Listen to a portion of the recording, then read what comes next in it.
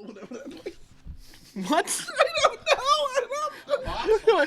I'm time traveling right now in my head, and I'm just thinking like when I get old, I'm gonna be that old guy that like goes to like those like there's a hotel in Los Angeles called the Fox something.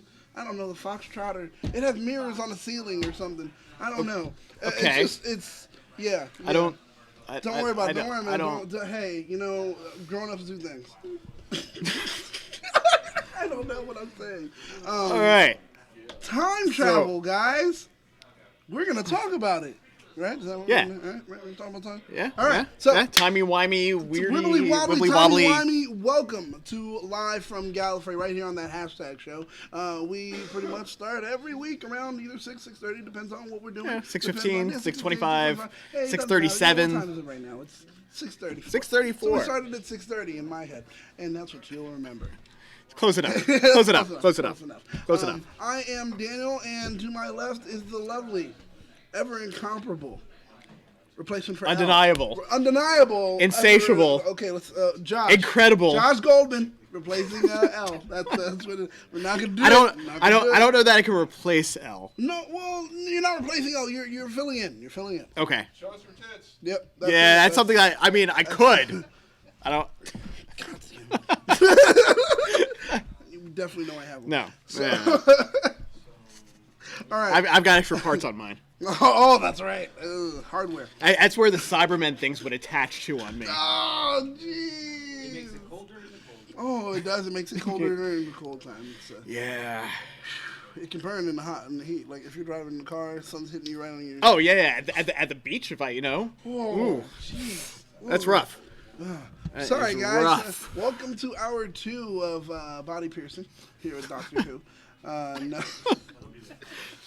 Body piercing with Doug. That's next episode. That's next episode. Next this episode. episode was the End of Steel. Was it? Age of Steel. Age of Steel. Like the Age of Ultron, Yeah, but once again, not Steel. Well, Ultron. Cybermen pretty much are Ultron, right? The Yeah, whole thing of yeah, more or simulation, less, blah, blah, blah. more or less. There's the Borg. They're well, yeah. Yeah, the Borg, well, they're so Ultron, I mean, there was a they're- direct reference to the Borg in this episode. There was. Too. There was. I mean, I don't know that was a direct reference, but when all the Cybermen are lined up down the hallway and they're walking down, they're kind of like standing in their things. It's basically like in their pods. yeah, it's like when you see the Borg on the Borg cube and they're all standing there. They got that thing behind their head. Yeah. And, they're all like in sleep mode or whatever. Yeah, exactly, and they were doing the same thing, and I think that's exactly where they got it from.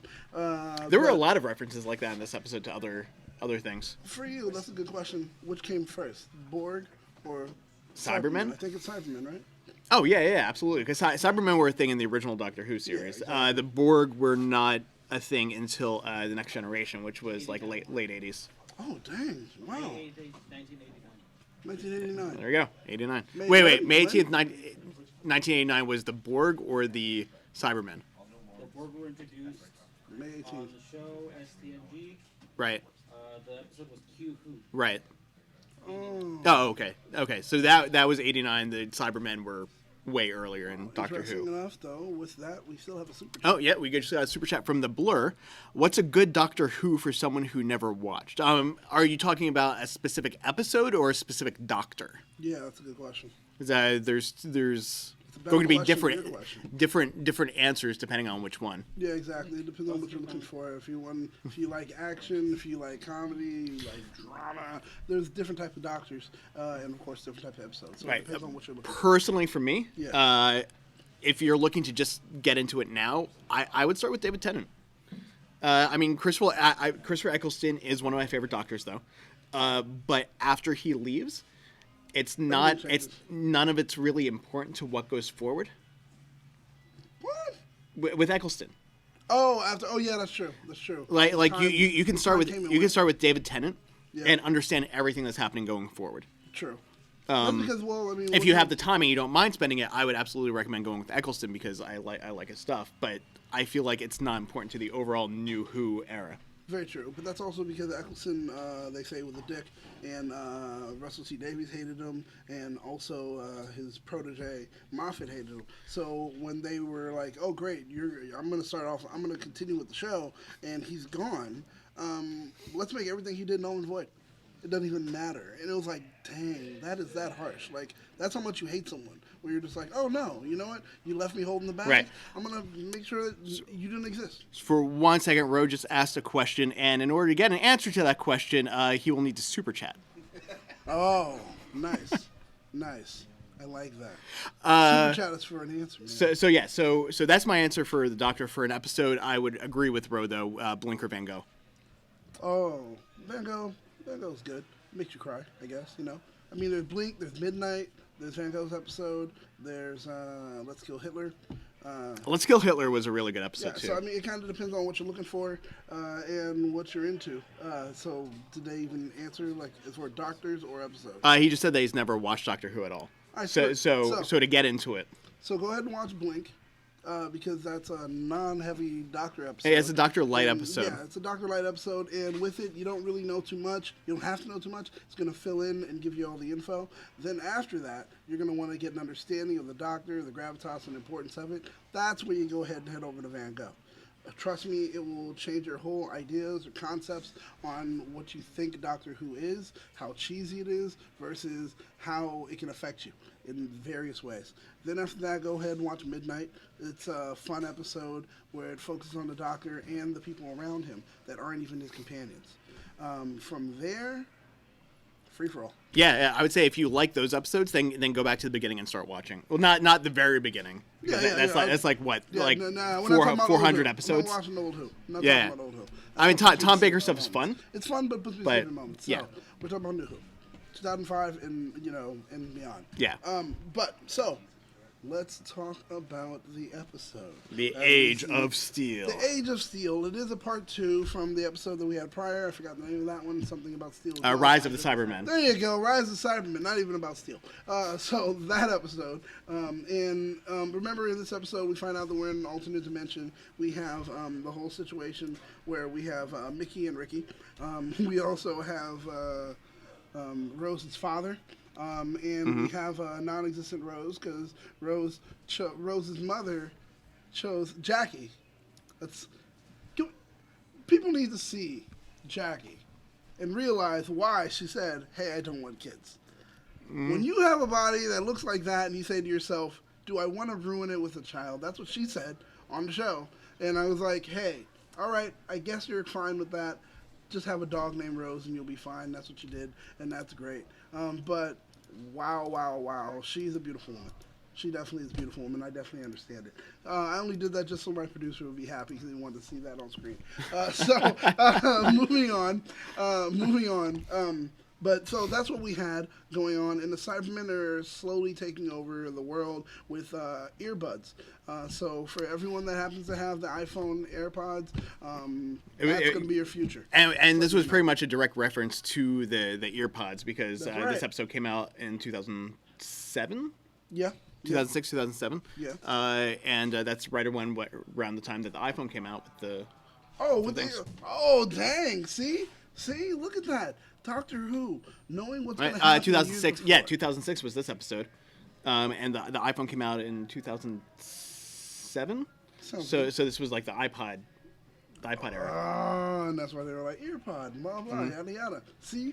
But then later, here goes Apple, like, we have to top them now, and let's make them wireless, yada, yada. But once again, Cybermen will take over. Once again, it's sci-fi influencing actual reality. Yeah. So I just can't wait for the Cybermen to come over and take everyone over. They may even be called androids. Wink.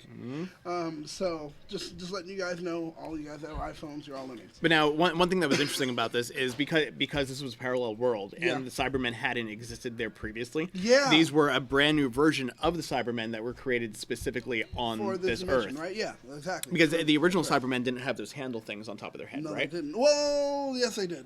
Did old ones, they also had, but they were, they did have them. You go back and look at the old Cybermen, they have it, even a throwback was for, what's her name, when Billy became one. Oh, yeah. Yeah. When Bill became one, she had the old school little things, too. So I was thinking of these that were like the... They're still like small handles, but no, not the way they are now. Streamlined. Still weird and awkward. But, yeah, so why do they have the handles on their heads? I don't know. I don't know. Like functionally. Because like they're coming out of the ears and going to the top of their right? head, It's so like it's like you would think functionally- that that would have to have some sort of purpose, but what is that actual purpose behind having them there? I don't know. It's like when the like the prop designers and the costume department like makes these things. Usually they have a reason for putting things there other than this just looks cool. They'll come up with a reason. I don't see. I wonder what it was. Yeah, I don't know. No idea. But my thing, I've always wondered about the Cybermen. They're always worried about upgrading, trying to be the best, and et cetera, and weeding out most of humanity. So the thing is, why would you have the one thing that you despise as your hard drive? A human brain. Why would you want that as a hard drive? It should be like completely removed. What I'm assuming is that they didn't have the technology to recreate a computer system as complicated as the human brain and that they use that as the method of propelling the body and making the body actually work, which is why they replaced everything else. Understandable. I like it. I'll accept that. So, on this episode, we start off with, now I guess, the evolution is in full swing. And we're figuring out that the Cybermen are there to take over and kill everyone and assimilate. Right. Yeah, it's a similar upgrade. Yes. Upgrade everyone, delete everyone that doesn't follow through. But this is all at the behest of what was his name? I forgot the guy's name. He's in a wheelchair. Hold on. He's pretty much the It's cyborg version of, not Loomis. no, what is it? No. Loomis is the dude later. Yeah, Lumic. There you go. Lumic. Okay. I was close. Interesting fact about Lumic, though. Yeah. The person who played Lumic in this episode was Barty Crouch Sr. in Harry Potter and the Goblet of Fire, who was David Tennant's father, Barty Crouch Jr. Oh my God, that's right! I forgot about that. I'm putting it full circle. But I mean, that was a common thread throughout Doctor Who. We saw a lot of people from Harry Potter show up. Well, see, it's British because it's like Canadian TV this, shows. Like if you watch any of like the sci-fi shows that air in Canada, you're going to see the same people on all of them. Like Michael Shanks is going to appear somewhere. Not Doug Jones. I can't remember the other guy that I'm thinking of. But like all of them, they're all interchangeable. Ryan Reynolds, Yeah. All these Canadian actors show up and blah, blah, but it's because they have a parliament. And that's the thing. In the parliament, they have a guy who's like the prime minister of television. How is that a job? That's the guy that casts everything. He just sits there going, okay, this is who I want there, that's who I want there. He makes friends with people. Filch. Why am I going to put Filch into? Yeah, exactly. He's like, ooh, I owe him a favor. All right. Congratulations, you are on this show. And that's it. They just do that over and over and over, and they don't care. I don't care either. Right. So, anyway, Lumic was dying. So he created the Cybermen while he was tinkering around trying to figure out a way to extend and prolong his own life. Exactly. And these just kind of came about. So here's a question, though. Mm-hmm. If he was creating these in an effort to prolong his own life, why did he wait so long to convert himself? Because he said when they were forcing the upgrade on him, he said not to my last breath. So they were like, all right, well, here's the last breath. Yep, that's it. I mean, but why was he waiting instead of doing it earlier? It's the whole Frankenstein's monster thing. Even though he was, but that was always part of his plan. Frankenstein never planned on turning himself into his monster. Finish. The whole Frankenstein monster thing, where it was like, okay, this is you made something and it became larger. It took a life of its own, and now because it has a life of its own, it's sentient. It will start to do what you purposed it to do. The thing is, it will do it too well. And that's exactly what's happening. Right. So that was what he did. All right, I made it. It's blah, blah, yada, yada. Now my monster is doing exactly what I told it to do. It's going to do it even better than what I expected, which means it's going to now upgrade me. And he wasn't ready for it. He never was ready for it. I don't think he ever really was going to. When the Cybermen started to be successful at what they were doing, I know there had to be a moment where the character was like, oh, shoot. How am I going to walk out of this room? Like, like, I can't slowly wheel out of this room. They'll hear it, squeak, squeak, so he can't do anything. Hey guys, how's it going? Yeah, how's guys, it going? Just stretching. I'll be right back. Yeah. We're gonna get a drink. Anyone want some juice? Juice? Anyone juice? Orange whip? Orange whip. No? Okay, all right. I'll be right back. And then he's just gone out the window. No. So, I mean, that was it. He couldn't get away from the creation that he, created. Right. His monster created, and it just overtook him. It's unfortunate, but I did think about that, too. Like, I mean, why would you do that? Why? And then why would you let it get that big? You should be like, all right, well, now I need to kill this and stop it. No, he let them continue. But it's because, they had human brains in them, and so he still counted them as being alive, even though they said at that time. I don't know, but I mean that's another thing. Like I enjoyed this episode. I thought it was fun. Oh, I did. There was just I a had lot of weird, like why didn't this happen and why didn't this happen type things. Well, true. It did suck that Mickey died. Ricky died. Or did he?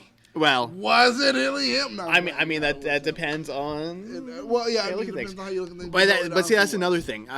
Instead of being called of Age of Steel, this episode probably should have been called Mickey Finds His Balls. Did he though? At the end.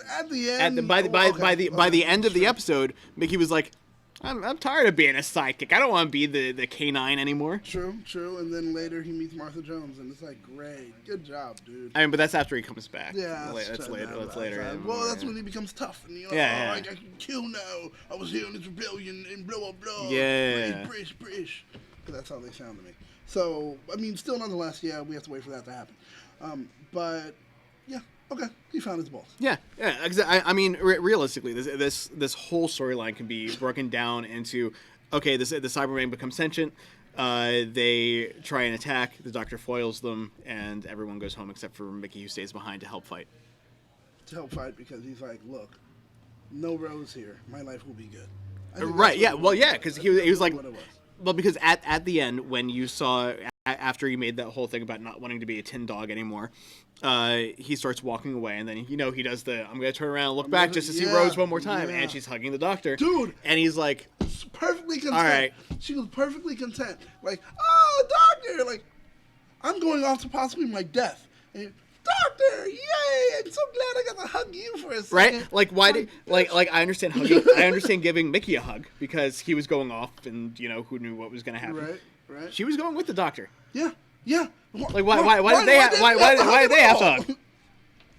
I just if I was Mickey, I would have just came right back around and just like regenerate and walk off. Like, I'm just gonna stand. Like, where's your other heart? Yeah, we've got two of these things. I'm gonna take one and let you know how it feels, and I'm gonna walk away. You'll be fine to regenerate. He'll still save the world. Give him an hour. Yeah, it'll be fine. I'm gonna go and cry right now. Like, I'm pissed. Like, oh, come on, dude. See, I told you another reason why I hate Rose. Another reason. It's just it's not necessarily Rose that I don't like, because Rose does have some really good moments across the course of her stay on the show. Moments. However, it's the way she makes other people act around her. It's true. Well, see, Rose is like it's like a cone of she's like a succubus. Yes, there you go. And like everyone around her just seems to be attracted to her in one way or another. Not necessarily attracted, but she has that ability to just get people to follow her, like the Doctor does. Sure. But the Doctor makes people do things that they wouldn't ordinarily do. Rose turns people into blathering idiots. I agree with you. And the only person who literally shows us that there's a better life without Rose is Mickey. Is Jackie. Can you see Jackie again? Because Jackie makes the change that counts. But Jackie says, without Rose, this is the body I have. But we that see right there. But see, it's two different. It's two different versions of Jackie that we see. We see Jackie with Rose, and we see Jackie without Rose. We see, but this Jackie never had Rose to begin with. Yes. Mickey, we see post Rose. Oh, coming out the other right. It's like he's been through rehab. Yeah, and now he's better. Yeah, Well, yeah. I mean, he's off the drugs, and now he actually was like, "Hey, I came out and I'm okay. I'm alive. Like, look at me. Things are so much better. I realize how bad it can be with her, and how great my life can be without her." And Jackie, fortunately, never had to worry about that because she didn't exist. Right. Exactly. Good on you, Jackie. All right, now moving on. So, what other things about this episode did you notice that maybe stuck out to you that were just like, okay, how did this happen, or this was a good moment? Rose's father, being like actually the secret agent contact the whole time, that was interesting to me because we've seen now 2 different versions of Rose's father, and both of them always surprise us. Like, oh my God, really? He's This guy's a stand-up guy. Mm-hmm. If he did not die, I wonder how much better Rose's life would have been and how much better of a person she would have been. Yeah. I mean, dude, that whole thing where we had an episode where, you know, he gets hit and she stands there and stays with him. Well, that was the episode where they went back in time because Rose really wanted to see herself. And this was another continuity issue with Doctor Who because they go back in time. Rose sees herself as a baby and picks herself up, and then those weird time demon wraith things come out.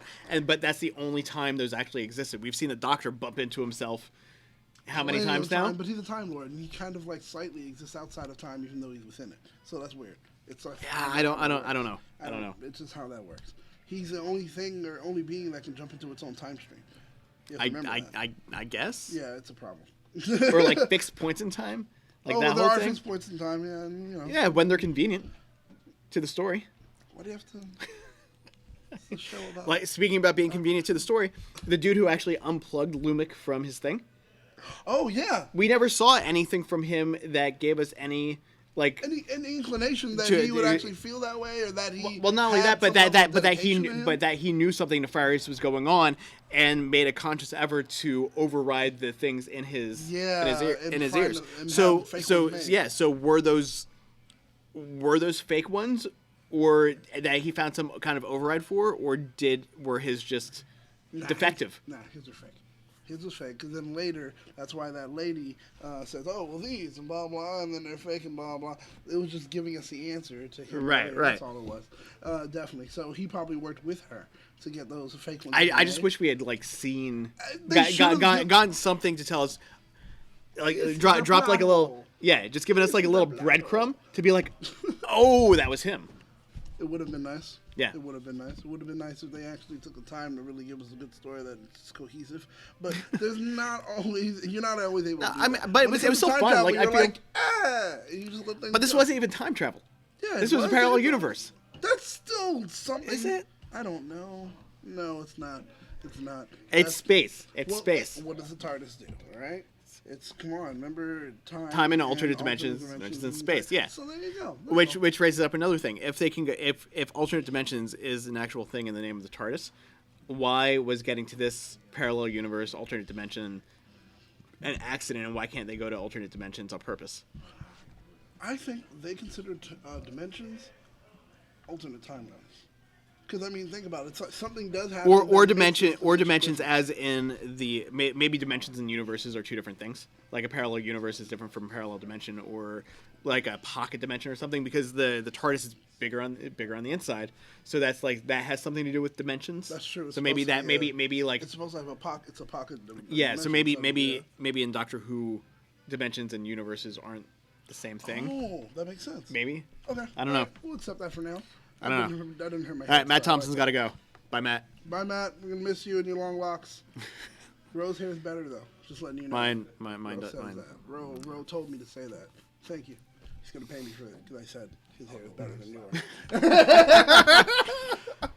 It's long, luxurious, so he's like. All right. So, what did you think of the episode overall? Like, what if you had to rate this? Ultimately, I'm gonna have to go ahead and rate it, but I have to take the part 1 and 2, put it together, and make it into one super. Like, you know, I'm gonna take one. Yeah. Smash it with you. Because it's all. I mean, yeah, because you can't really. You don't really see the whole story unless you see both parts. Oh yeah, exactly. All right, cool. So, I'm trying to think about the parts that I didn't like. But I think I don't. All right, I'll give this episode in total out of 5. This episode will get a 3 from me. It's right on the line. It wasn't like terribly bad. There had a lot of redeemable moments for me. The first episode was kind of lackluster, but I knew what was coming from this one. So putting them together, give me a 3. I would go up to a 3.5.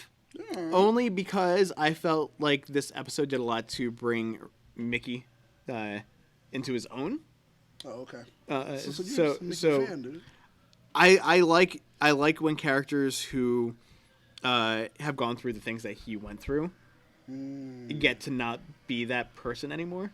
Like when they get to kind of like grow up as a character. Yeah, now it's like, oh yeah, huh?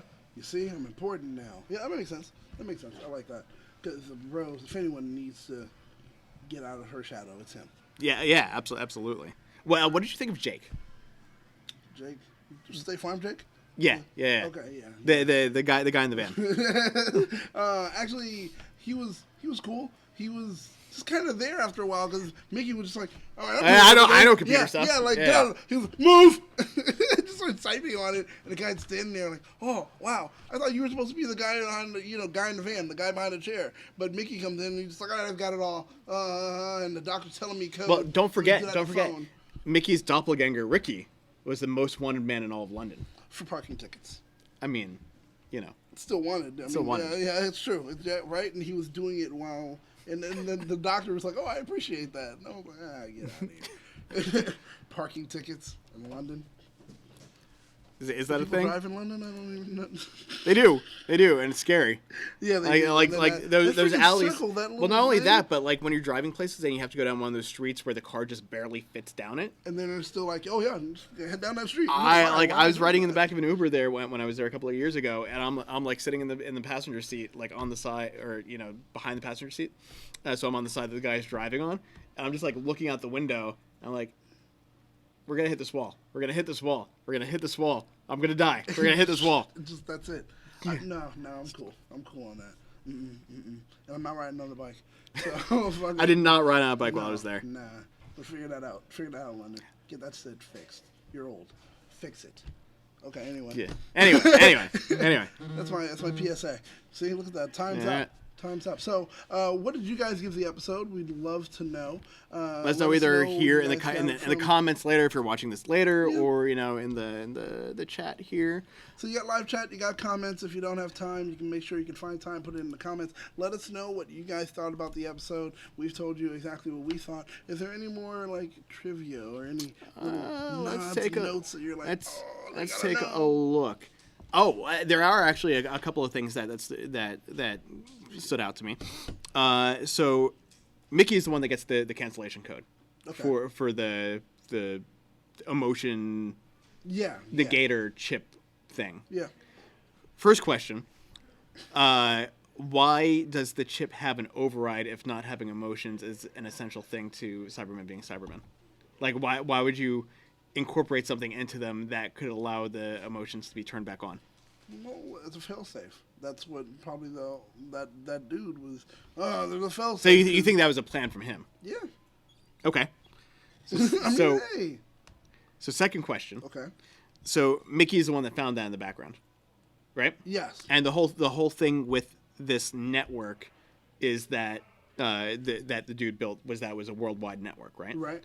So at the end, when he's staying behind, the doctor gives him Rose's phone and says, "Here, you'll need this to to do the same thing to all the other Cybermen." Mm-hmm. First, why didn't all the other Cybermen blow up when he did the code if the network was worldwide? Ooh, that's a good point. Because if it was all connected, then it should have affected everyone. They're pretty much Second, Mickey's the one that texted that code to Rose, so he should have had it on his phone still. So why would he need Rose's phone? Why would he need Rose's phone again? Wibbly wobbly, timey-wimey. Go ahead. Also, why did turning on their emotions make their head explode? It's too much. It's too much to take, man. But it exploded. You know what? Emotions are a lot. That is true. That is very true. Let's see here. What else do we got? There's a goof when Mickey and Jake drive off in the van at the end of the episode. There's a sign saying "Welcome to Newport." The series itself is made by BBC Wales, but 2 minutes before they were on the south bank of the Thames. Oh, really? Wait, so it was places that were too far for them to travel in that amount of time. All right, that makes sense. So, Ricky and the dude, were they a couple? Because that dude seemed really, really connected. Originally.